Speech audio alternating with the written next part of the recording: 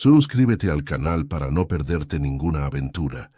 Dale a me gusta para que sepamos que lo estás disfrutando.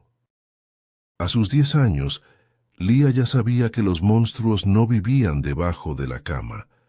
El suyo tenía la llave de la puerta principal y a veces, por las tardes, venía a visitarla.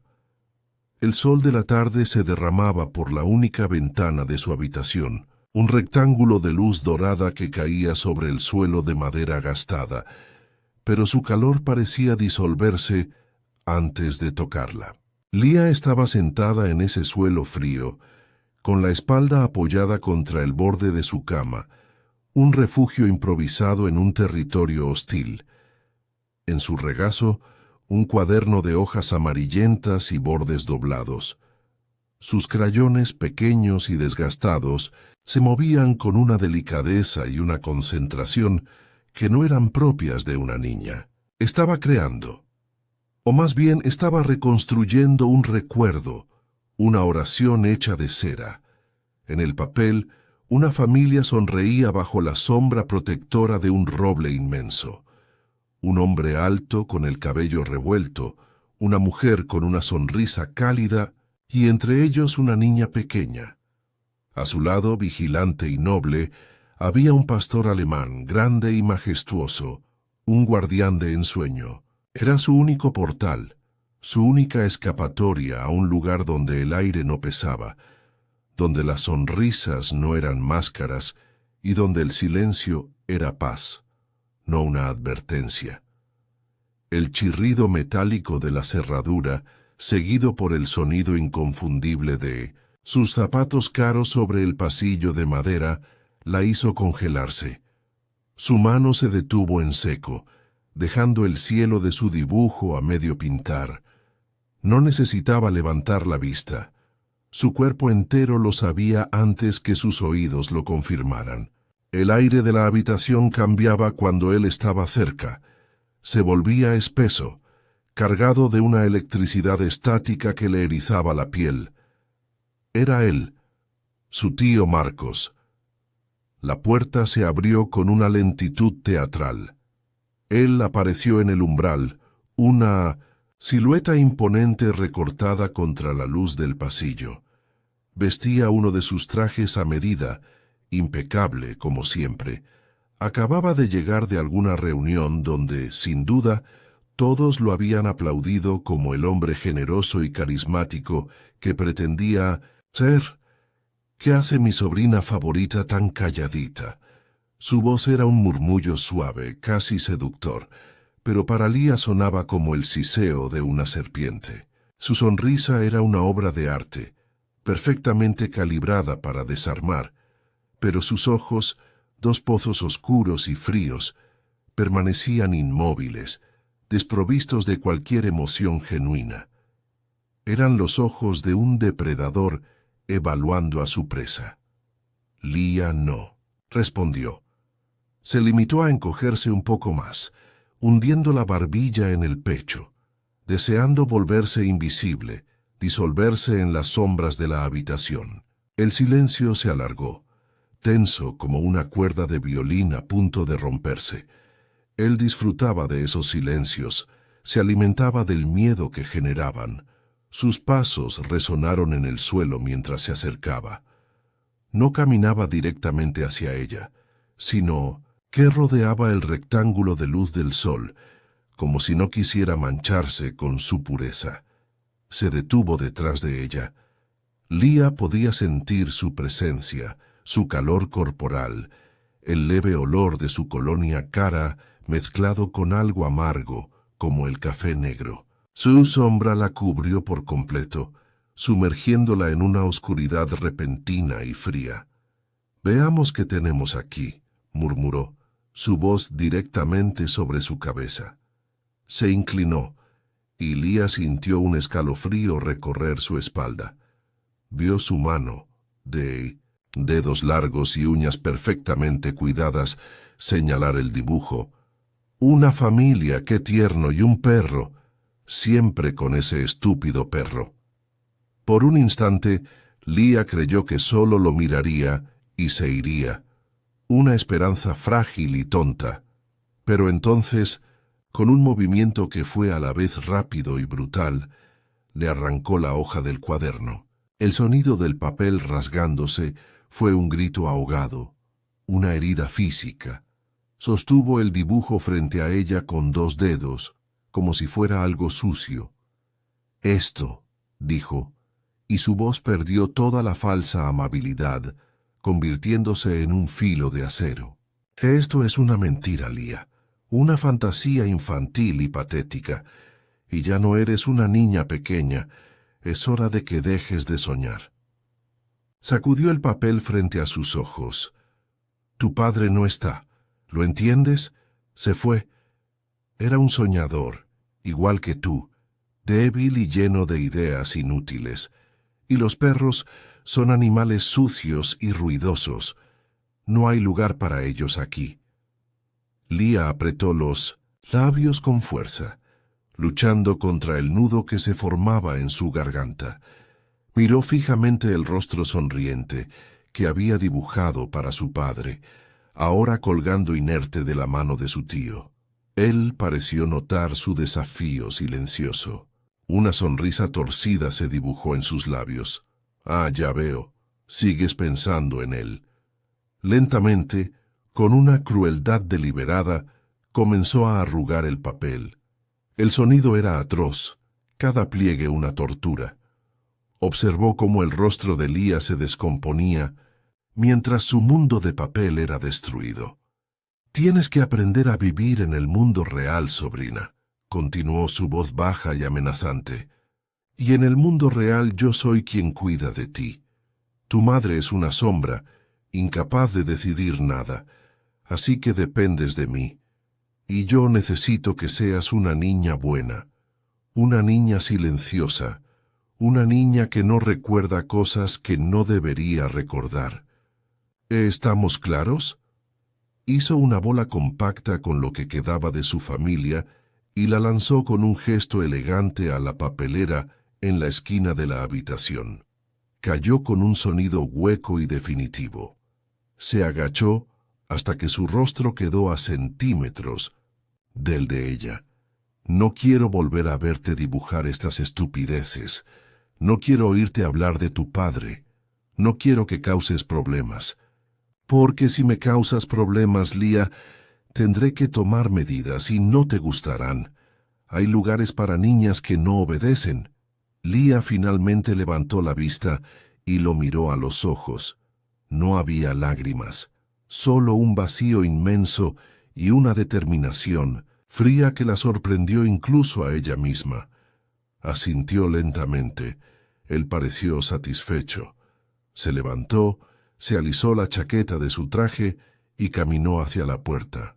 «Buena chica», dijo, con el tono condescendiente de un domador. Salió de la habitación y cerró la puerta. El clic de la cerradura fue el punto final, la sentencia. Lía se quedó inmóvil, escuchando sus pasos desvanecerse. El rectángulo de sol se había movido, y ahora solo una pequeña franja de luz iluminaba la papelera. Dentro, entre envoltorios y polvo, yacía su familia arrugada.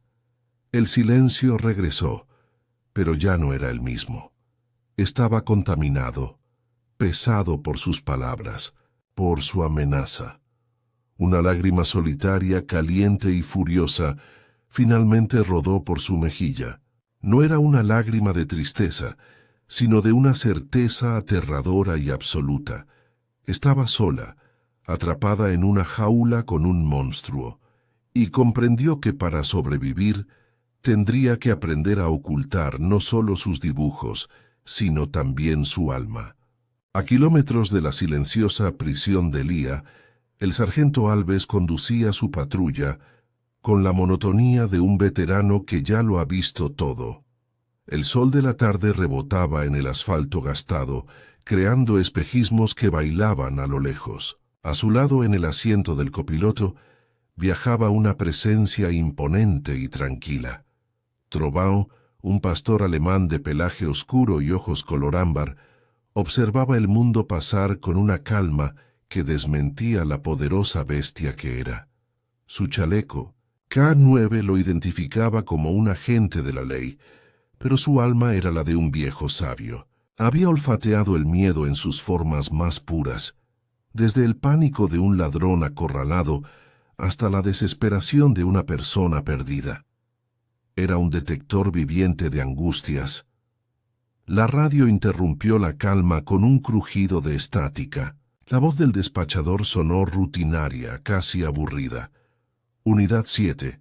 Reporte de un 1054. Posible alteración del orden público en la calle de los Olmos. Número 112. Una vecina informa de ruidos extraños y lo que parece ser llanto infantil intermitente. Baja prioridad. Alves suspiró, un sonido largo y cansado. Probablemente era otra disputa doméstica que se resolvería antes de que llegaran, o una televisión demasiado alta. Recibido, respondió con laconismo. Giró el volante, cambiando el rumbo hacia la dirección indicada. Una calle tranquila y arbolada donde las casas parecían dormir bajo el sol. Al llegar, la casa número 112 se presentó como la imagen misma de la normalidad suburbana. Un jardín bien cuidado, cortinas de encaje en las ventanas, un silencio sepulcral. Alves aparcó y bajó del vehículo, dejando a Trovão dentro. Se acercó a la puerta principal y llamó con los nudillos. Los segundos se estiraron. Pudo oír un movimiento apresurado en el interior antes de que la puerta se abriera apenas una rendija. Una mujer de rostro pálido y ojos hundidos lo observó. Era Clara, la madre de Lía, aunque Alves aún no lo sabía. Su sonrisa era un espasmo, un intento fallido de parecer tranquila. «¿Sí, oficial? ¿Ocurre algo?»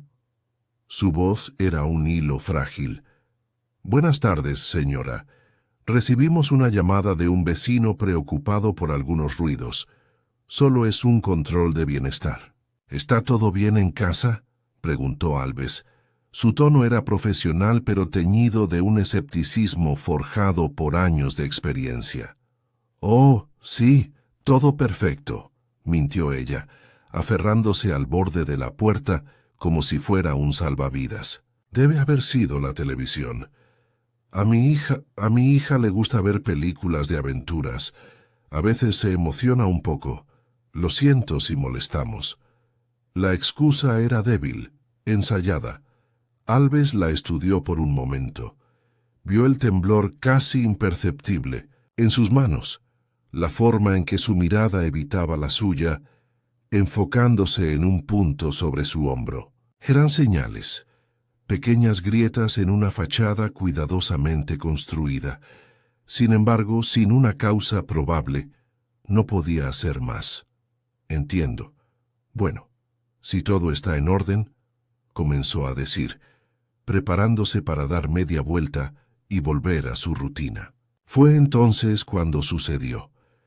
Dentro de la patrulla, Trovão, que había estado observando la interacción con una pasividad indiferente, cambió de repente. Su cuerpo se tensó como un resorte. Se levantó, apoyó las patas delanteras en el salpicadero y emitió un gemido bajo y profundo, un sonido gutural que vibró en el aire. No era un ladrido de agresión, sino de una intensa y confusa preocupación. Sus ojos ámbar estaban fijos, no en la mujer de la puerta, sino en una ventana del segundo piso. A la derecha, Alves, que conocía cada matiz del comportamiento de su compañero. Se giró instintivamente siguiendo la dirección de esa mirada hipnótica. Al principio no vio nada, solo el reflejo del cielo en el cristal. Pero entonces, por una fracción de segundo, una figura diminuta se materializó detrás de la cortina. Era un rostro infantil, pálido y solemne, el rostro de Lía. Sus ojos se encontraron con los de Alves, a través de la distancia y el cristal, y en ese instante el mundo pareció detenerse. El policía no vio a una niña asustada. Vio algo más profundo, más antiguo. Vio un abismo. En esas pupilas dilatadas había una súplica silenciosa, una historia de dolor tan vasta que lo golpeó con la fuerza de un impacto físico. Era una mirada que no pedía, sino que afirmaba una tragedia, una verdad terrible y muda. Tan rápido como apareció, el rostro desapareció, absorbido de nuevo por las sombras de la casa. «Señor, ¿pasa algo?», preguntó Clara, su voz teñida de un pánico apenas disimulado al ver la expresión del oficial. Alves parpadeó, volviendo a la realidad. Miró de nuevo a la mujer y ahora su sonrisa forzada le pareció monstruosa. Miró la casa, que de repente ya no parecía tan normal. Se sentía como una tumba. «No, nada. Que tenga buena tarde», dijo, su voz extrañamente ronca. Se dio la vuelta y caminó lentamente hacia su vehículo. Trovão seguía de pie, temblando ligeramente, sin apartar la vista de la ventana. Alves abrió la puerta y el perro se sentó, pero su mirada seguía clavada en la casa mientras se alejaban. El sargento condujo en silencio, pero su mente era un torbellino. La llamada rutinaria se había transformado en un eco persistente. La imagen de ese rostro infantil y la reacción inexplicable de su perro se habían grabado en su memoria, como una cicatriz. Sabía, con una certeza que no podía explicar, pero que le oprimía el pecho, que en esa casa de apariencia tranquila algo estaba terriblemente mal, y que la verdad estaba oculta, esperando en la mirada de una niña. Los días de Lía transcurrían como un río subterráneo, fluyendo en una oscuridad monótona, marcados por un calendario de miedo y sumisión. Su existencia se había convertido en un delicado ballet de supervivencia. En la escuela, era un fantasma. Se sentaba en la última fila, encogida en su pupitre, creando un campo de fuerza invisible a su alrededor. Los maestros la veían como una niña tímida, quizás con problemas en casa, pero su silencio era tan profundo, tan absoluto, que resultaba más fácil ignorarla que intentar penetrarlo. Las risas de sus compañeros eran un lenguaje extranjero que había olvidado cómo hablar. El patio de recreo era un campo de minas de interacciones que evitaba a toda costa, prefiriendo la compañía de las grietas en el muro del patio, trazando sus recorridos con el dedo, mientras el bullicio se desarrollaba a una distancia segura. En casa, el ballet se volvía aún más complejo. Aprendió a moverse por los pasillos como una corriente de aire, sin hacer ruido, sus pies descalzos apenas rozando el suelo de madera. Había memorizado el patrón de los crujidos de cada tablón para poder evitarlos. Su vida era una coreografía de evasión, diseñada para mantenerse fuera del radar de su tío Marcos.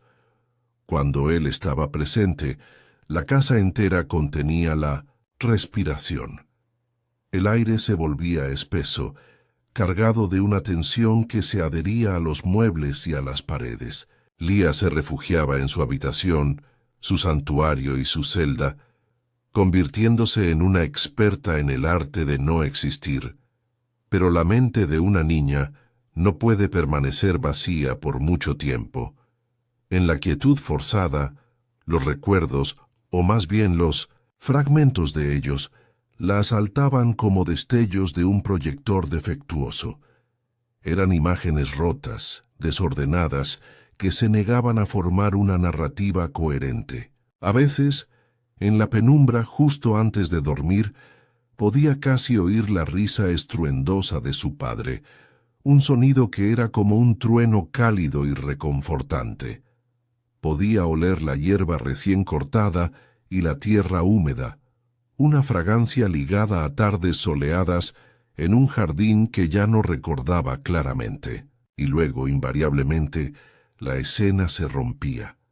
La risa se transformaba en un grito agudo, un sonido que no era de su padre, un estruendo sordo y violento, como algo pesado chocando contra la madera, y finalmente, la imagen más persistente y aterradora, el rostro de su tío Marcos muy cerca del suyo, sus manos firmes sobre sus pequeños hombros, su voz un susurro sibilante en su oído. No ha pasado nada. No has visto nada. Tu padre se cayó, fue un accidente, repítelo. Lía intentaba ensamblar estas piezas, como un rompecabezas al que le faltaban las partes más importantes. Sabía que las imágenes eran reales, pero la lógica se le escapaba. Un día, en un raro momento de aparente calma, encontró a su madre en la cocina mirando por la ventana con la mirada perdida. Reunió todo el coraje que pudo encontrar en su pequeño cuerpo. «Mamá», comenzó. Su voz era un susurro tembloroso. «¿Cómo fue exactamente que papá se cayó de la escalera?» El efecto fue inmediato y devastador. El cuerpo de Clara se puso rígido. El poco color que había en sus mejillas desapareció, dejándola con una palidez cerosa. Se giró, y en sus ojos Lía no vio tristeza, sino un pánico puro y primordial. «No hables de eso, Lía», siseó, su voz apenas audible, pero cargada de una urgencia desesperada. Agarró a Lía por los brazos, sus dedos apretando con más fuerza de la necesaria. «Te lo he dicho 1000 veces. Olvídalo.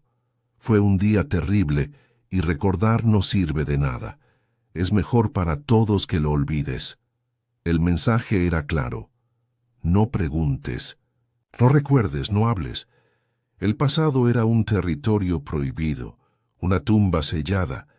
La humillación era otra arma en el arsenal de su tío. Marcos había perfeccionado el arte de la tortura psicológica. La hacía dudar de su propia percepción, de su propia cordura. Si por accidente mencionaba algo que no debía, él la miraba con una falsa compasión, negando con la cabeza. «Oh, Lía, esa imaginación tuya, siempre inventando historias», decía en voz alta, a menudo delante de su madre, que permanecía en silencio, una espectadora impotente. «Tu padre estaría tan decepcionado de ver en lo que te estás convirtiendo. Una niña mentirosa y problemática». Cada una de esas palabras era una gota de veneno. La hacían sentir pequeña, rota, defectuosa. Empezó a creerlo. Quizás él tenía razón. Quizás su mente estaba rota. Quizás ella había inventado el grito, el estruendo. Quizás la única verdad era la que él le imponía. Su padre se había caído, y ella era una niña que causaba problemas. Este pensamiento era, en cierto modo, un alivio retorcido. Si ella era el problema, entonces el mundo tenía sentido. El monstruo no era real, era una creación de su mente enferma. Pero en el fondo de su ser, en un lugar que las palabras de su tío no podían alcanzar, una pequeña llama de verdad se negaba a extinguirse, esperando, apenas parpadeando en la oscuridad, el soplo de aire que la haría arder de nuevo. Justo cuando el universo de Lía parecía haberse contraído hasta convertirse en un punto de oscuridad sin salida, apareció un destello de luz. Llegó en la forma de la señora Beatriz, la nueva orientadora escolar. Era una mujer de unos 40 años, con una sonrisa serena y unos ojos claros que parecían capaces de ver más allá del silencio. A diferencia de los otros adultos de la escuela, que habían archivado a Lía en la categoría de caso perdido, la señora Beatriz mostró desde el primer día un interés genuino y paciente. Su primer encuentro fue en la biblioteca, un santuario de silencio que Lía frecuentaba. La orientadora se acercó sin prisa, Se sentó en la silla de enfrente y simplemente esperó.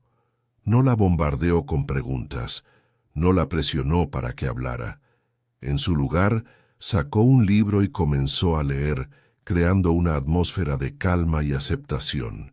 Pasaron casi 20 minutos en un silencio compartido, hasta que Lía, por primera vez en meses, levantó la vista de su propio libro. «Me llamo Beatriz», dijo la mujer, sin dejar de sonreír suavemente. «Y me han dicho que eres una gran lectora. ¿Cuál es tu historia favorita?» La pregunta era sencilla, inocente, pero para Lía fue monumental.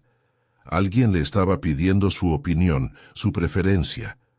Algo dentro de ella, una pequeña compuerta oxidada, se abrió una rendija. Con una voz que sonó extraña y quebradiza por la falta de uso, le habló del libro que tenía entre manos. Ese fue el comienzo. Las sesiones con la señora Beatriz se convirtieron en el único punto luminoso de sus semanas. Se reunían en su despacho, una habitación acogedora llena de plantas y cojines de colores. Allí, en ese espacio seguro, Lía comenzó a despojarse, capa por capa, de su armadura de silencio. Al principio, solo hablaba de cosas triviales: la escuela, los libros, el clima. Pero la señora Beatriz tenía una habilidad especial para escuchar no solo las palabras, sino también los vacíos entre ellas. Poco a poco, Lía se atrevió a más. Le habló del miedo que sentía por las noches, de la pesadez que se instalaba en la casa cuando su tío regresaba. No dio detalles explícitos, no se atrevía a formular la acusación definitiva, pero describió la atmósfera, la tensión, la sensación de caminar sobre cristales rotos. Cada confesión era un riesgo enorme, una traición a la ley de silencio que se le había impuesto, pero la mirada compasiva de la orientadora la animaba a continuar. «Entiendo que te sientas así, Lía. A veces, los adultos podemos ser intimidantes, sin darnos cuenta», decía la señora Beatriz con voz tranquilizadora. «Pero estoy aquí para ayudarte. Eres una niña muy valiente por contarme esto. Juntas encontraremos la manera de que te sientas segura de nuevo. Te lo prometo». La palabra «prometo» resonó en el interior de Lía con una fuerza arrolladora. Era una palabra que había sido borrada de su vocabulario, una moneda que había perdido todo su valor. Pero dicha por esa mujer en ese momento, parecía real, una promesa, una balsa en medio de su océano de desesperación. Por primera vez en mucho tiempo, Lía sintió una oleada de esperanza genuina. Quizás no estaba loca, quizás alguien finalmente la creería. Quizás la señora Beatriz era la heroína que había estado esperando. Salió de esa sesión sintiéndose más ligera, como si se hubiera quitado un peso invisible de los hombros. Esa tarde, incluso se atrevió a tararear una vieja canción mientras estaba en su habitación, un acto de rebeldía casi inconsciente. La esperanza era una droga potente, y por un breve y maravilloso período, Lía fue adicta a ella. La escena, sin embargo, cambia de escenario. Más tarde, esa misma noche, la señora Beatriz está en su coche, aparcado en una calle oscura a varias manzanas de su propia casa. El interior del vehículo está iluminado únicamente por la pantalla de su teléfono móvil. Su rostro, que durante el día era un lienzo de empatía y dulzura, es ahora una máscara fría y calculadora. Marca un número. «Sí, soy yo», dice en cuanto contestan al otro lado. Su voz ha perdido toda su calidez. Ahora es cortante, eficiente. Hemos tenido un avance, o un retroceso, según se mire. Hace una pausa, escuchando. Está empezando a hablar. No ha dicho nada concreto sobre el incidente, pero está describiendo el ambiente, el miedo. Está probando las aguas. Es más inteligente de lo que pensábamos. Se frota la frente, un gesto de fastidio. Sí, entiendo la urgencia, él tiene razón. Está empezando a recordar o a conectar los puntos. Tenemos que acelerar el plan. Hay que desacreditarla de forma definitiva antes de que se le ocurra ir más allá. Antes de que encuentre a alguien que realmente la escuche. Escucha de nuevo la voz al otro lado del teléfono. Una sonrisa gélida y carente de alegría se dibuja en sus labios. No te preocupes, lo tengo todo bajo control. Para cuando termine, con ella, nadie creerá una sola palabra que salga de su boca. Creerán exactamente lo que nosotros queremos que crean. Cuelga la llamada. El coche queda de nuevo en silencio. La luz del teléfono se apaga, sumiéndola en la oscuridad total. La luz de esperanza que había encendido en el corazón de Lía no era más que el cebo de una trampa mucho más cruel y sofisticada. La salvadora era en realidad una arquitecta más de su prisión, y Lía, llena de una confianza recién descubierta, caminaba directamente hacia ella. La rutina del sargento Alves se había visto alterada por una espina invisible, una inquietud persistente que se había alojado en su mente desde aquel control de bienestar en la calle de los Olmos. La imagen de aquel rostro infantil, fugaz pero indeleble, y la reacción visceral de su compañero canino se negaban a desvanecerse. En sus años de servicio, Alves había aprendido a confiar en dos cosas por encima de todo: la evidencia tangible y su propia intuición, un sexto sentido afilado por décadas de observar la naturaleza humana en sus extremos. Pero en esta ocasión había un tercer factor que pesaba con una autoridad inusual: la intuición de Trovaon. Un perro K9 está entrenado para detectar narcóticos, explosivos, para rastrear sospechosos, pero Trovaon poseía algo más: una sensibilidad casi psíquica para percibir el dolor emocional. Alves lo había visto calmar a víctimas de accidentes de tráfico con un simple apoyo de su cabeza, o negarse a abandonar el lado de un niño perdido hasta que sus padres llegaban. Su reacción frente a esa casa no había sido la de un perro policía detectando una amenaza física. Había sido la de un ser sintiente reconociendo una profunda aflicción, una angustia silenciosa que gritaba más fuerte que cualquier sonido. Impulsado por esta sensación de desasosiego, Alves decidió hacer algo que iba en contra de su naturaleza metódica: investigar por su cuenta en su tiempo libre. Una tarde, después de su turno, se encerró en la pequeña oficina de la comisaría, rodeado del olor a café rancio y papel viejo, y buscó en los archivos. Encontró lo que buscaba bajo el nombre de la familia residente en el número 112, el informe del fallecimiento del patriarca, ocurrido hacía poco más de un año. Las palabras oficiales eran frías y concisas: muerte accidental, caída por las escaleras, caso cerrado. No había notas adicionales, ni testimonios contradictorios, ni siquiera una investigación preliminar exhaustiva. Todo parecía demasiado limpio, demasiado ordenado. Una tragedia familiar resuelta y archivada en un tiempo récord. Para un policía veterano como Alves, una simplicidad tan perfecta era en sí misma una señal de alarma.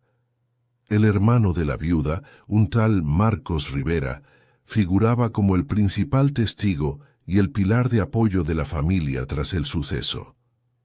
Alves reconoció el nombre.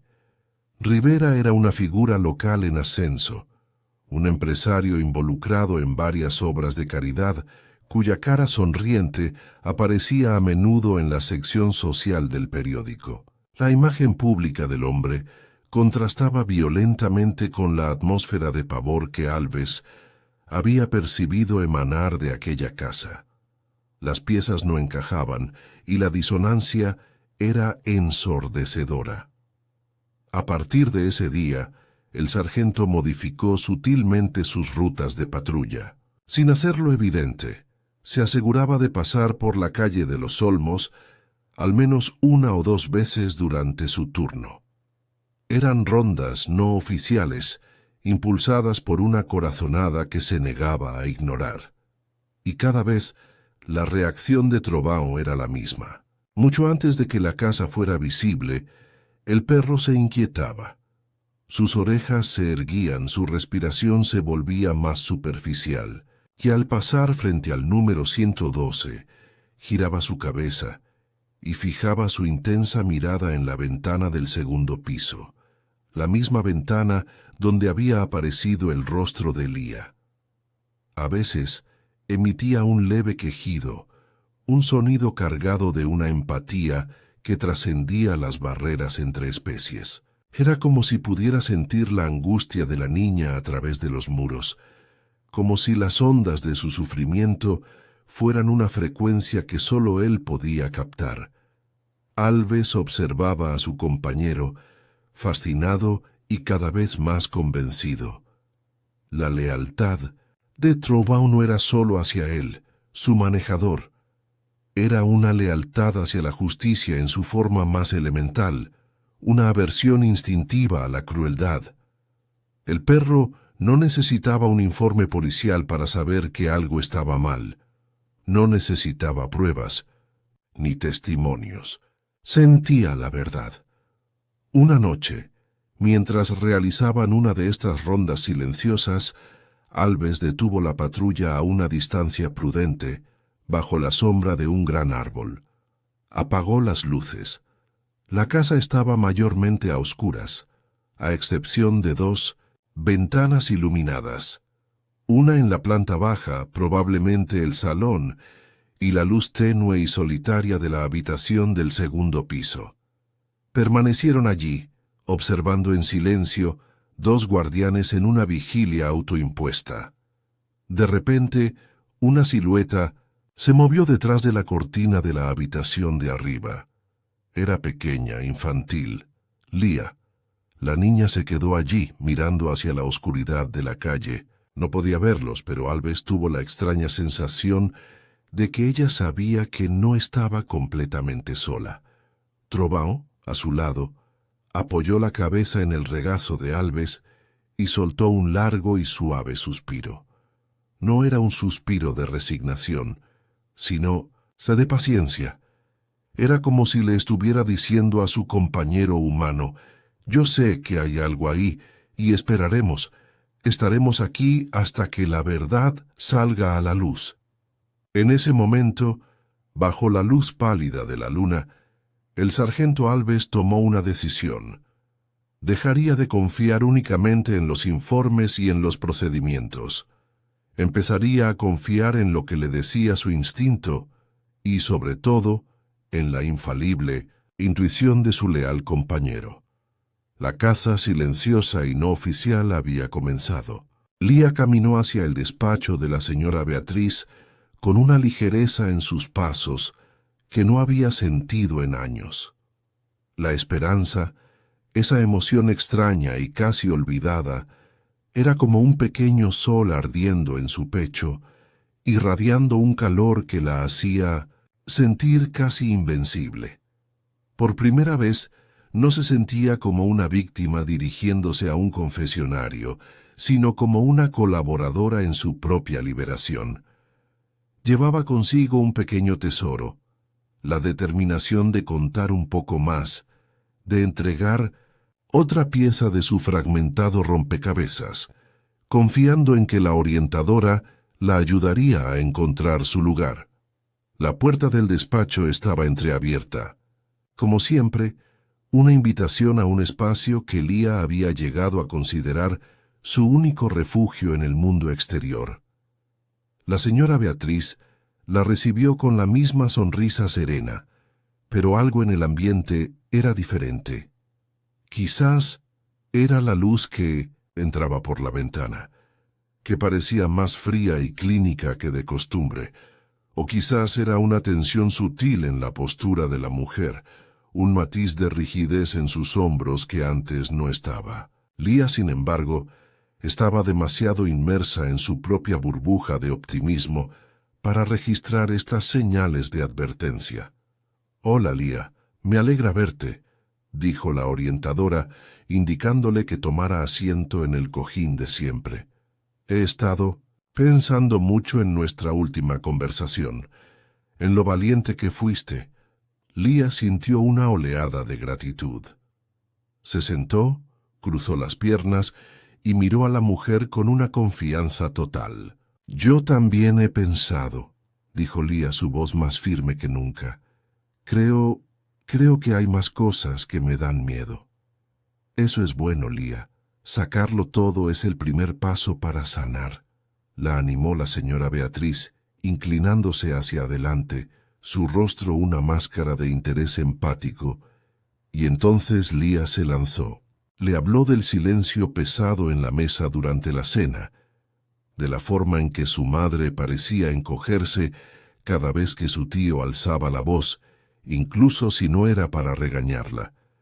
Le habló de la sensación de ser observada constantemente, de la prohibición implícita de reír demasiado fuerte o de mostrar demasiada alegría. No era una acusación directa, sino una pintura impresionista de su vida, un lienzo de emociones opresivas. Cuando terminó, se quedó en silencio, con el corazón latiendo con fuerza, esperando la validación, la comprensión, la promesa de ayuda. Pero la respuesta que recibió no fue la que esperaba. La señora Beatriz se reclinó en su silla, su expresión cambiando lentamente. La calidez se evaporó de sus ojos, reemplazada por una especie de lástima condescendiente. «Lía», comenzó la orientadora, su tono ahora teñido de una profesionalidad distante y preocupada. «Escucho lo que dices, pero tenemos que considerar otras posibilidades, ¿no crees? Mencionaste lo mucho que extrañas a tu padre. El duelo es un proceso muy complicado. A veces, cuando sufrimos una pérdida tan grande, nuestra mente necesita encontrar un culpable, un lugar donde depositar toda esa rabia y esa tristeza». Lía parpadeó, confundida. No entendía a dónde quería llegar. «A lo que me refiero», continuó la mujer, sus palabras ahora cuidadosamente elegidas como pequeñas piedras afiladas, «es que quizás estás proyectando esos sentimientos negativos en tu tío. Él tuvo que asumir un papel muy difícil después de la tragedia. Es natural que la dinámica en casa haya cambiado. Tal vez su seriedad no es una amenaza, sino simplemente su forma de lidiar con la responsabilidad. ¿No has pensado que quizás estás interpretando mal sus intenciones?» El pequeño sol en el pecho de Lía comenzó a titilar y a apagarse. El calor fue reemplazado por un frío que se extendió rápidamente por sus venas. Las palabras de la orientadora eran las mismas que su tío usaba, solo que envueltas en un lenguaje terapéutico y sedoso. Era la misma acusación. «Estás imaginando cosas, el problema eres tú». No es eso», balbuceó Lía, sintiendo cómo el suelo se abría bajo sus pies.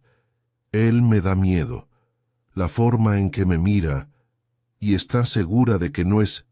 «¿La mirada de un adulto preocupado por una niña que está sufriendo?», la interrumpió la señora Beatriz, su voz ahora firme, casi autoritaria. «Lía, a veces, las fantasías pueden parecer muy reales, especialmente para una niña con tanta imaginación como tú. Lo que te conté, tu confianza se quedará entre nosotras. Pero como tu orientadora, mi deber es ayudarte a distinguir entre la realidad y lo que tu dolor te hace creer. Y creo que estamos confundiendo ambas cosas. La traición fue un golpe físico. Fue como si la hubieran empujado desde lo alto de un acantilado en el que creía estar segura. La mujer en la que había depositado su última onza de fe, su salvadora prometida, no solo no le creía, sino que estaba usando sus propias confesiones, sus vulnerabilidades, para construir un nuevo muro a su alrededor, uno hecho de dudas sobre su propia cordura. Estaba reforzando la narrativa de su tío. Era su aliada. Lía se levantó bruscamente. El despacho, que antes era un refugio, ahora se sentía como una trampa, una sala de interrogatorios. Las paredes parecían encogerse. «Tengo que irme», dijo, su voz ahogada. No esperó respuesta. Salió corriendo del despacho, recorrió el pasillo de la escuela como un autómata y no se detuvo hasta llegar a la calle. El aire exterior no la ayudó a respirar. Se sentía asfixiada. Se apoyó contra un árbol, el corazón martilleando contra sus costillas. Las lágrimas que había reprimido durante tanto tiempo finalmente brotaron, pero no eran lágrimas de tristeza. Eran lágrimas de una furia helada y una desolación absoluta. Había abierto la puerta de su alma a la persona equivocada. Le había entregado las llaves de su fortaleza interior, y esa persona las había usado para saquearla y dejarla en ruinas. En ese momento, bajo el cielo indiferente, Lía tomó una decisión. Se acabó. No volvería a confiar en nadie. No volvería a hablar. Estaba sola en el mundo, y si quería sobrevivir, tendría que hacerlo sin esperar ayuda de nadie. La lección había sido brutal, pero definitiva. El silencio volvería a ser su único y verdadero aliado. La pequeña llama de esperanza no solo se había apagado, había sido ahogada deliberadamente. La traición de la señora Beatriz había dejado a Lía en un estado de aislamiento glacial. La niña se había replegado sobre sí misma, construyendo una fortaleza interior con los ladrillos de la desconfianza y el cemento del silencio. Su última incursión en el mundo de la confianza había terminado en un desastre, reforzando la lección más cruel de su joven vida. Nadie estaba de su lado. Ahora su vigilancia era constante, sus sentidos agudizados por el peligro. Observaba a todos, especialmente a su tío, con una nueva perspicacia, no como una víctima asustada, sino como una prisionera, estudiando los movimientos de su carcelero. Mientras tanto, las sutiles pero persistentes patrullas del sargento Alves no habían pasado desapercibidas para Marcos Rivera. Aunque el policía era discreto, la presencia recurrente de la misma patrulla K9 en su tranquila calle residencial comenzó a generarle una creciente inquietud. Marcos, un hombre acostumbrado a controlar cada aspecto de su entorno, percibía esta atención no solicitada como una anomalía, una variable imprevista en su ecuación cuidadosamente calculada. El nerviosismo comenzó a corroer su fachada de calma y autoridad, manifestándose en una irritabilidad que ya no se molestaba en ocultar dentro de las paredes de la casa. Una noche, la tensión finalmente estalló. Marcos había estado mirando por la ventana del salón durante casi una hora, escudriñando la oscuridad, cuando vio las luces de un vehículo detenerse brevemente al final de la calle antes de continuar su camino. Era la tercera vez esa semana. Se giró, su rostro era una máscara de furia contenida, y encontró a Clara en el umbral de la cocina, inmóvil y pálida, como siempre. «Ese policía otra vez», espetó él, su voz un siseo bajo y peligroso. «Ese maldito perro y su dueño. No dejan de merodear. ¿Qué demonios quieren?» Clara se encogió, retrocediendo un paso. «No lo sé, Marcos. Quizás solo es su ruta. No me tomes por idiota». La interrumpió él, su voz subiendo de volumen. Dio un paso hacia ella, invadiendo su espacio personal. Nadie patrulla esta calle muerta 3 veces por semana. Está olfateando algo. Alguien debe haberle dicho algo. ¿Has sido tú? ¿Has estado hablando con alguien? No, te lo juro, susurró ella, su voz temblando. Yo no he dicho nada a nadie. Sabes que no lo haría. Marcos la estudió con sus ojos fríos y calculadores, buscando cualquier signo de engaño. Más te vale, porque si todo esto se viene abajo, tú te hundes conmigo, ¿entiendes? Se pasó una mano por el cabello, un gesto de frustración que no lograba disipar su creciente paranoia. Es la niña, tiene que ser ella. Desde que empezó a ver a esa orientadora, está cambiando. La veo observándome. Hay algo en su mirada. En el piso de arriba, en la oscuridad de su habitación, Lía no estaba durmiendo. Sentada en el suelo junto a la puerta, había aprendido que las conversaciones más importantes de la casa ocurrían en susurros y a altas horas de la noche.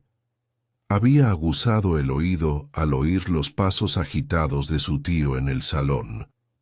La madera del suelo era una buena conductora del sonido, y las voces, aunque amortiguadas, llegaban hasta ella. Se arrastró sigilosamente por el pasillo hasta el rellano de la escalera. Desde allí, oculta en la penumbra, podía oír la conversación con una claridad aterradora. Se quedó inmóvil, conteniendo la respiración, mientras las palabras de su tío subían por el hueco de la escalera como un humo venenoso. Ese policía no es el único problema, continuó Marcos, su voz ahora cargada de un pánico mal disimulado. La estúpida de la orientadora me llamó. Dice que Lía está construyendo fantasías, pero que es persistente. Cree que puede estar recordando traumas. Si esa niña empieza a hablar en serio, si alguien decide escucharla de verdad. Hizo una pausa, y el silencio que siguió fue más pesado que cualquier grito. Si Lía abre la boca sobre lo que vio aquella noche, estamos perdidos. Completamente perdidos. ¿Lo entiendes, Clara? Todo se acabará. Lía se llevó una mano a la boca para ahogar un jadeo. Cada músculo de su cuerpo se tensó. Lo que vio aquella noche, la frase fue como una llave que abrió una puerta cerrada con candado en lo más profundo de su mente. De momento, repente, los fragmentos de memoria que la habían atormentado durante tanto tiempo comenzaron a encajar, no de forma gradual, sino en una explosión de claridad cegadora. El recuerdo la golpeó con la fuerza de un tren. Ya no eran imágenes borrosas. Era una película nítida y en color. La discusión entre su padre y su tío en lo alto de la escalera. Las voces airadas hablando de dinero, de deudas, de una herencia. Su padre dándose la vuelta para marcharse. Y entonces el empujón. No fue una caída. Fue un acto deliberado, violento. Vio las manos de su tío contra la espalda de su padre. Vio la sorpresa y el miedo en los ojos de su padre mientras perdía el equilibrio. Vio la caída, el cuerpo, golpeando los escalones con una serie de ruidos sordos y espantosos, y el silencio final. Y luego su tío girándose lentamente, descubriéndola a ella, una pequeña figura petrificada en la rendija de la puerta de su habitación. ¿No has visto nada? No era una sugerencia, era una orden, un borrado forzoso de la realidad. Allí, en la oscuridad de la escalera, la verdad la inundó, ahogando las mentiras con las que había vivido durante más de un año. No estaba loca, no lo había imaginado. Ella era una testigo. El miedo que sintió en ese momento fue diferente a todo lo que había experimentado antes. Ya no era el temor difuso a un monstruo, era el miedo específico y helador de saber la verdad y comprender que esa verdad la convertía en un peligro mortal para el hombre que controlaba cada aspecto de su vida. Su silencio ya no era solo una forma de supervivencia, era la única cosa que la mantenía con vida. Y ahora, él sabía que, ella recordaba, la revelación en lo alto de la escalera había transformado a Lía. El conocimiento de la verdad actuó como un catalizador, quemando los últimos vestigios de su inocencia infantil y forjando en su lugar un acero frío y quebradizo. El miedo seguía allí, una corriente helada bajo la superficie, pero ahora estaba acompañado de una claridad desoladora. Ya no era una niña confundida, atormentada por fantasmas, era la única guardiana de un secreto letal, y el monstruo de su casa ahora tenía un motivo tangible para silenciarla para siempre. Su percepción del mundo había cambiado de forma irreversible. Cada gesto de su tío, cada palabra, cada silencio, era ahora analizado a través de esta nueva y terrible lente. Marcos, por su parte, sentía cómo el control se le escapaba de las manos como arena fina. La paranoia, alimentada por la presencia del policía y la certeza de que el recuerdo de Lía había resurgido, lo estaba empujando hacia el borde. La fachada de ciudadano modelo se estaba agrietando, y la criatura desesperada que habitaba debajo comenzaba a asomar. Sabía que el tiempo se estaba agotando. La existencia de Lía se había convertido en un riesgo inasumible, un cabo suelto que amenazaba con deshacer todo el tejido de su vida cuidadosamente construida. Tenía que actuar, y tenía que hacerlo de forma definitiva. La mañana siguiente llegó con una normalidad casi insultante. El sol brillaba, los pájaros cantaban, y el mundo exterior seguía su curso ajeno al drama que se gestaba en el número 112 de la calle de los Olmos. Marcos bajó a desayunar vestido de forma informal, con una sonrisa relajada que era la más aterradora que Lía le había visto jamás. Era la calma del depredador que ha tomado una decisión. «Buenos días, familia», dijo con una jovialidad forzada, sentándose a la mesa. Clara, que parecía no haber dormido, apenas levantó la vista de su taza de café. Lía permaneció en silencio, moviendo la comida en su plato con el tenedor. «He estado pensando», continuó Marcos, dirigiéndose a Clara pero con la mirada fija en Lía. «Esta niña necesita un respiro. El ambiente en esta casa ha estado muy cargado últimamente. Creo que un poco de aire fresco le vendría bien. ¿Qué te parece si la llevo a dar un paseo por el campo esta tarde? Solo ella y yo. Una excursión de tío y sobrina para despejar la cabeza». La cuchara de Clara cayó de su mano, golpeando el plato con un ruido metálico que resonó en el silencio. Levantó la vista hacia Marcos, y en sus ojos había una súplica desnuda, un terror tan profundo que era casi palpable. Entendió perfectamente la implicación de ese paseo. Era una sentencia, pero como siempre, el miedo la paralizó. Las palabras de protesta murieron en su garganta, ahogadas por años de sumisión y complicidad silenciosa. Solo pudo negar lentamente con la cabeza, un gesto fútil e impotente. Marcos ignoró su reacción. Su sonrisa se ensanchó. «Está decidido, entonces. Será divertido, Lía. Iremos a un lugar nuevo, un sitio que no conoces». Lía sintió que el aire se solidificaba en sus pulmones. El campo, lejos de las miradas de los vecinos, lejos de la posible ruta de patrulla del sargento Alves. Era el escenario perfecto. Miró a su madre, buscando desesperadamente una chispa de rebelión, una señal de que lucharía por ella, pero solo encontró una resignación devastadora. Su madre había elegido, una vez más, la supervivencia propia por encima de la de su hija. En ese instante, Lía comprendió que estaba completamente sola. La tarde transcurrió en una bruma de pavor anticipatorio.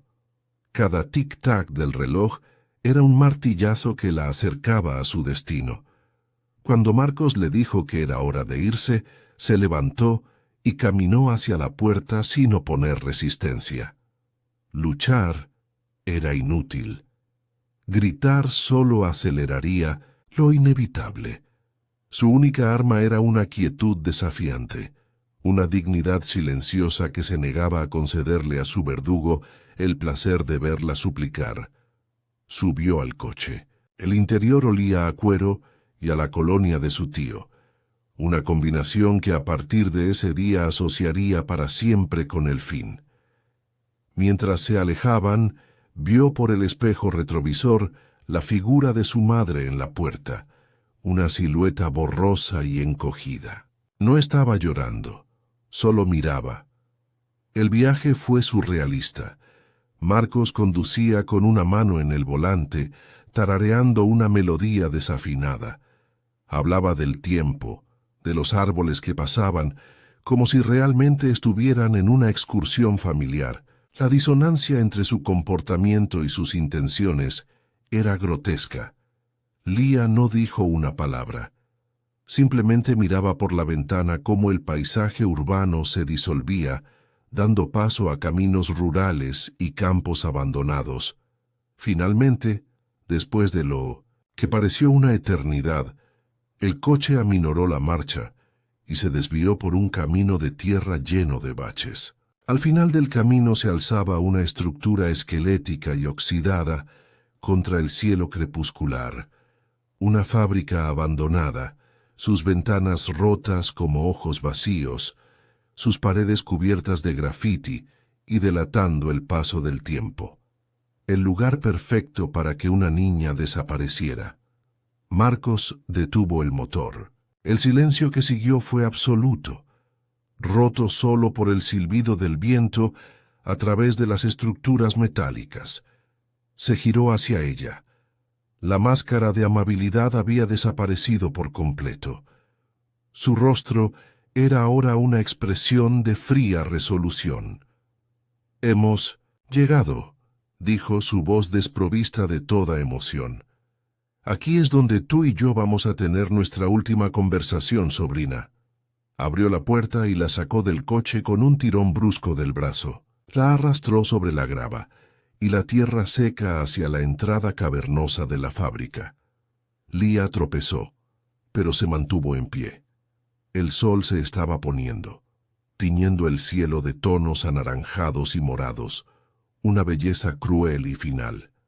Miró a su alrededor. No había nadie, ni casas, ni coches, ni un alma a la vista.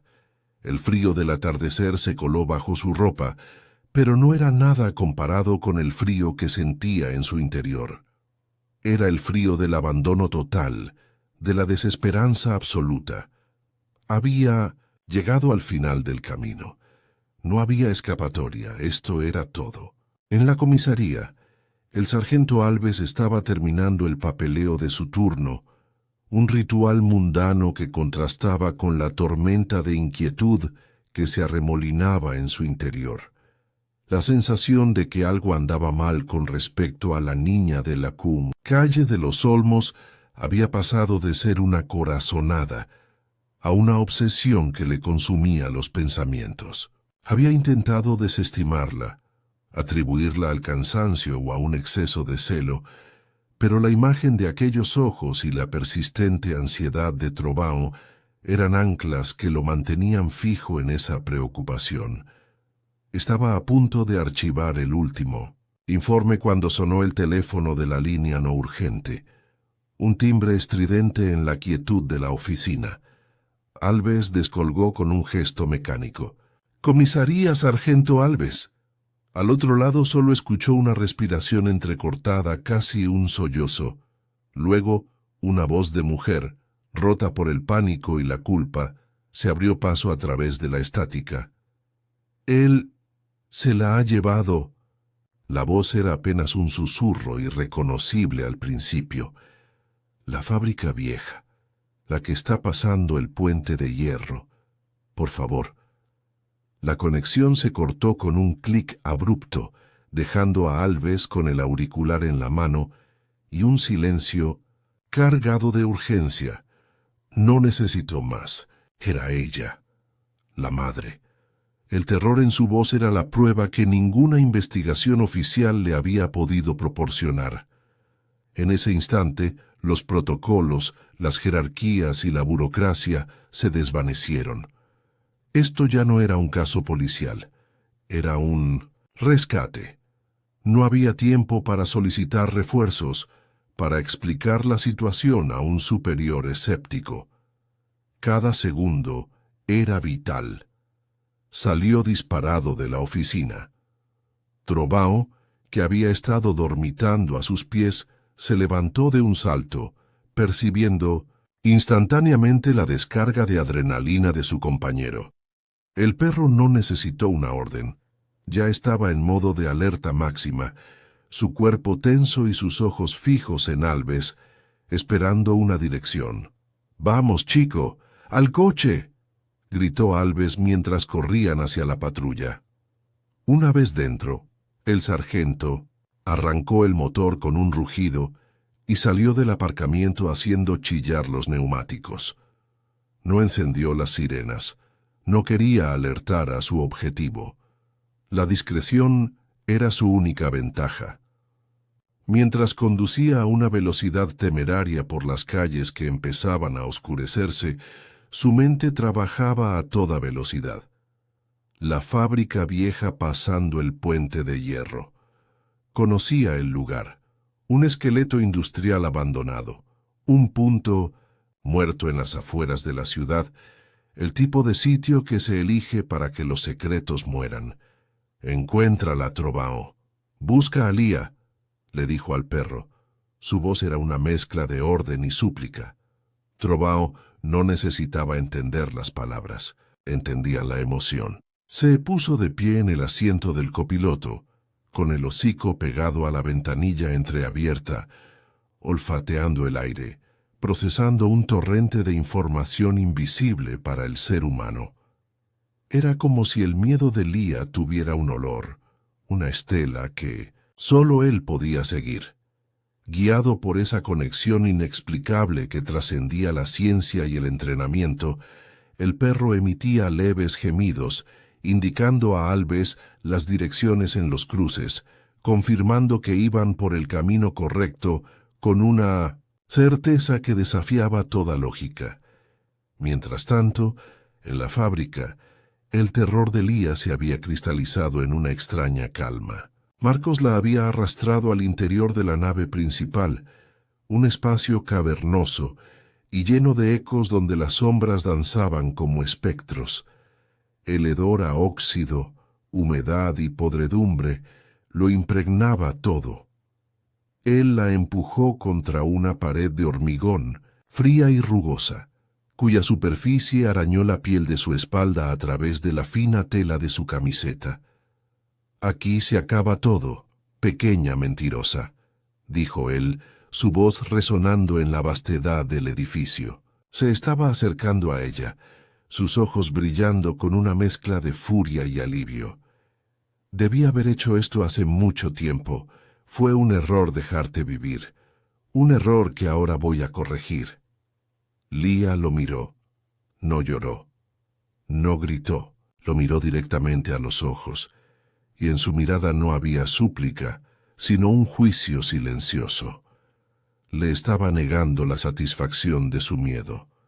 Esta pequeña y última resistencia era lo único que le quedaba. Él pareció enfurecerse aún más por su compostura. Levantó una mano y Lia se preparó para el impacto cerrando los ojos. El mundo se redujo a la espera del golpe, al sonido de su propia respiración contenida, pero el golpe nunca llegó. En su lugar, un sonido desgarró el silencio de la fábrica. No fue un sonido humano, fue un estruendo, una explosión de furia primordial, un ladrido tan potente y profundo que pareció hacer vibrar los cimientos del edificio. Marcos se congeló, girándose bruscamente hacia la entrada. Recortada contra la última luz del crepúsculo, una silueta apareció. Era una bestia de sombras y dientes, un demonio guardián surgido de la nada. Trovao irrumpió en la nave a toda velocidad, sus patas apenas tocando el suelo polvoriento. No dudó ni un segundo. Su objetivo era claro. Con un salto poderoso, se interpuso entre Lía y Marcos, aterrizando con una agilidad que desmentía su tamaño. Se plantó firmemente en el suelo con el lomo erizado, los músculos tensos y los labios retirados para mostrar una hilera de colmillos formidables. Un gruñido bajo y continuo emanaba de su pecho, una advertencia inequívoca, la promesa de una violencia letal si Marcos daba un paso más.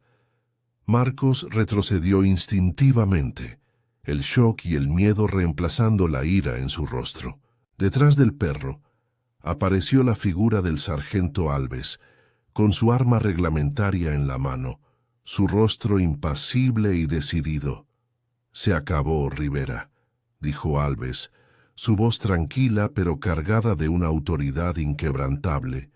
Lía abrió los ojos, vio la espalda protectora del gran perro pastor alemán, el animal de sus dibujos, el guardián de sus sueños, hecho realidad de la forma más increíble y dramática.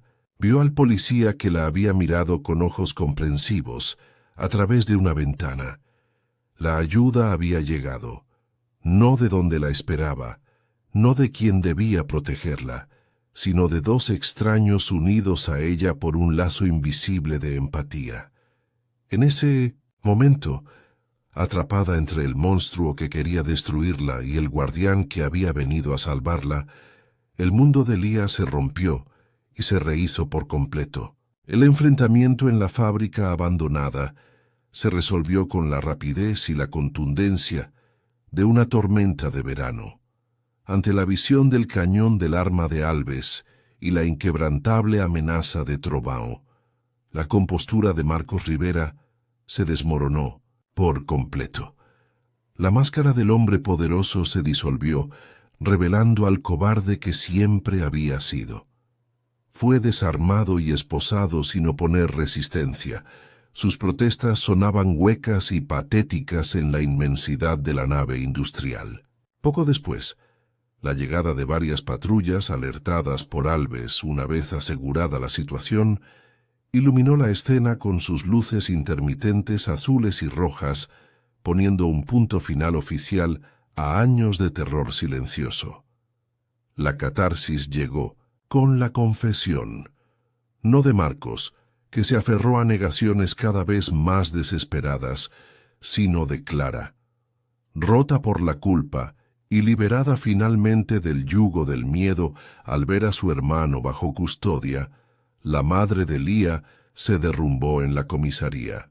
Las palabras brotaron de ella como un torrente contenido durante demasiado tiempo, una mezcla de sollozos y frases entrecortadas que reconstruyeron la tragedia original. Contó la verdad sobre la muerte de su esposo, una discusión acalorada sobre una herencia que Marcos había malversado, un enfrentamiento que escaló en lo alto de la escalera y culminó con un empujón fatal. Y confirmó el detalle más devastador. Lía, con apenas 9 años, lo había presenciado todo desde la rendija de la puerta de su habitación, convirtiéndose en una testigo silenciosa y aterrorizada. El chantaje emocional y el abuso psicológico de Marcos habían sido su póliza de seguro para garantizar ese silencio. La señora Beatriz, la orientadora, fue expuesta como una cómplice, una vieja amiga de Marcos con deudas que él había saldado a cambio de su ayuda para manipular y desacreditar a la niña. En medio de todo el procedimiento legal que siguió, surgió una revelación final y conmovedora, una pieza del rompecabezas que explicaba la conexión casi mística entre la niña y el perro. El sargento Alves explicó que Trovao no siempre había sido un perro policía. Su carrera inicial fue mucho más silenciosa. Había sido entrenado como perro de terapia para veteranos de guerra que sufrían de trastorno de estrés postraumático, TEPT. Su increíble sensibilidad no era para detectar drogas, sino para identificar las firmas químicas y conductuales del trauma, el olor del cortisol en el sudor, la rigidez en la postura, la mirada perdida. Cuando se encontró por primera vez con Lia, no vio a una simple niña en una ventana. Su instinto, afinado por años de consolar a almas rotas, reconoció en ella los mismos patrones de hipervigilancia, miedo y dolor reprimido que había visto en los soldados que regresaban del infierno. El gemido que emitió en la patrulla no fue de agresión, sino de reconocimiento. Había identificado a una de los suyos, una pequeña veterana de una guerra invisible. Los meses que siguieron fueron de una reconstrucción lenta y dolorosa. Marcos, Rivera y Beatriz fueron condenados a largas penas de prisión, sus rostros ahora adornando las noticias no como benefactores, sino como los monstruos que eran. Lia y su madre, bajo la protección de un programa de testigos y con ayuda psicológica, se mudaron a otra ciudad, a un pequeño apartamento bañado por la luz del sol, donde los pasillos no tenían recuerdos y las puertas no se cerraban con llave. La relación entre madre e hija era frágil, un puente que se reconstruía con los tablones del perdón y la terapia, pero por primera vez en mucho tiempo había un futuro. Un año después, en una tarde de otoño, el sargento Alves, ya retirado, fue a visitarlas. Había envejecido un poco, las líneas alrededor de sus ojos eran más profundas, pero su mirada era serena. Lia lo recibió en la puerta. Había crecido. Ya no era una figura encogida y fantasmal. Se mantenía erguida, y aunque su sonrisa era tímida, era genuina. Pero Alves no venía solo. A su lado, sin su chaleco K9, estaba Trovan. El gran pastor alemán movió la cola al ver a Lia, sus ojos ámbar brillando con un reconocimiento afectuoso.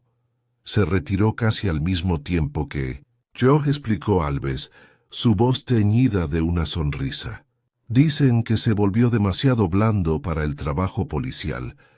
Empezó a querer consolar a los sospechosos en lugar de intimidarlos. Se agachó y desenganchó la correa del collar de Trovan.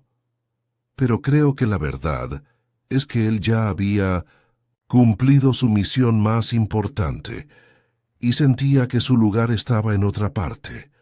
Trovan se acercó a Lia y le lamió la mano suavemente. La niña se arrodilló y lo abrazó, hundiendo su rostro en el pelaje oscuro y espeso. No hubo una explosión de alegría, sino un momento de profunda y silenciosa comunión. Era el reencuentro de dos almas que se habían salvado mutuamente. Él le había dado una voz cuando ella no tenía ninguna, y ella le había dado a él un propósito más allá de su entrenamiento. Más tarde, Lia estaba sentada en el suelo de su nueva y luminosa habitación, con un cuaderno nuevo sobre su regazo. A su lado Trovan dormitaba.